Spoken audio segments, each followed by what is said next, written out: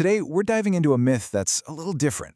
We're not talking about a god of thunder or the sea or war. We're talking about something, well, something much more fundamental. The god of the doorway.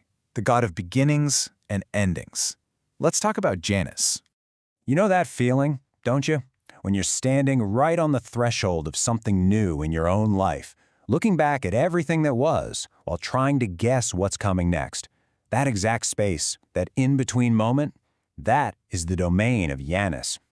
All right, so to really get who Janus is, we have to go back. I mean, way back. Picture this, a time, before the universe even had a name. There was nothing but this formless, swirling sea of chaos. And it's right there, in that primordial silence, that our story really begins. So first up, let's talk about where Janus even came from. And here's the thing. He wasn't part of that famous Olympian family tree we all know. Nope. He was something much, much older. He was this ancient, primordial force who literally stood between what was and what would be. He was the one who brought order out of all that chaos, the divine architect who separated the heavens from the earth and got the whole flow of time started. So while other gods claimed stuff like the sky or the underworld, Janus claimed the threshold, that invisible but incredibly powerful space between then and now.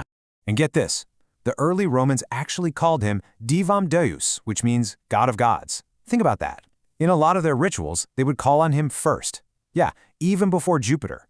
Why? Because they understood something profound. You can't get to what's next without first going through the door. Beginnings always come first. This whole idea of duality, of being in between, is captured perfectly in how he was always shown. I mean, how do you even draw a god who is the past and the future at the exact same time? Well, the Romans came up with Janus Geminus, or the twin Janus. Now, this isn't two-faced in the way we think of it today, being deceitful. Not at all. This was about total, absolute awareness. His two faces meant he saw everything, the coming and the going. He was the ultimate cosmic doorkeeper.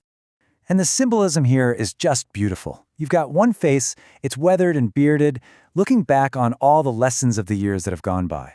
And then you have the other face, youthful and smooth, gazing forward with all the hope and infinite potential of the horizon. It's experience and possibility, all in one. And he wasn't just some passive statue either. He was an active guide. In one hand, he'd hold a staff to help travelers, that's us, navigate life's transitions. And in his other hand, a set of keys, the power to lock the door on the past, keeping its lessons safe, and to unlock the brand new door to the future. Okay, so this is a really cool abstract idea, but how did it become a real, concrete part of Roman life? Well, the answer was sitting right in the middle of Rome. Right in the heart of the Roman Forum, there was this special double-arched passage dedicated to Janus. It was the physical version of his doorway, the Anua. And this was no mere monument, folks. It was, and this is the best way to put it, a barometer of the entire empire's soul. The ritual was so simple but so powerful. When Rome was at war, the gates were thrown wide open. The idea was that Janus himself had gone out to protect the legions on the battlefield. But in those very rare, golden moments of peace, the gates were bolted shut.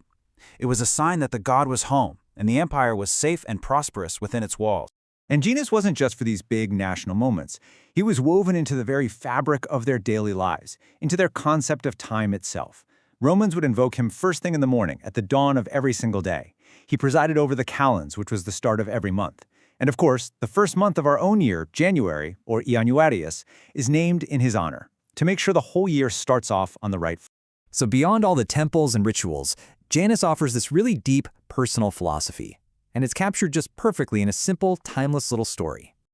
So the story goes, there's a traveler, and he's just sitting at a crossroads, completely frozen. He's weeping for the city he just left behind, a past he can't get back. And at the same time, he's terrified of the wilderness up ahead, a future he just can't see. He is completely, utterly stuck. And in that moment, Janus appears, and he asks this simple but totally piercing question. It's such a challenge to that thing we all do, right? Mourning our endings, just staring at the door that's already closed instead of looking for the new one that's opening. And then he offers this profound piece of wisdom. The hinges of the universe only turn one way. Time doesn't go backwards. What he's teaching the traveler is that the pain you feel from leaving, That's the very same energy you need for arriving. You just have to accept it and turn around. And this is the final game-changing lesson. That moment of transition, the thing we fear so much. It's not a barrier. It's not a wall. It's a bridge. It's the thing that connects the person we used to be to the person we're about to become. It's the most sacred space there is. So let's pull all this ancient wisdom into our lives today. How can we actually use the lessons of Janus when we find ourselves standing at our own personal crossroads? Well, we can call it our Janus point. It's that intentional moment of pause we take right before we make a big change. It's when we choose to look back, not with regret, but with wisdom, so we can turn and step into the future with real courage.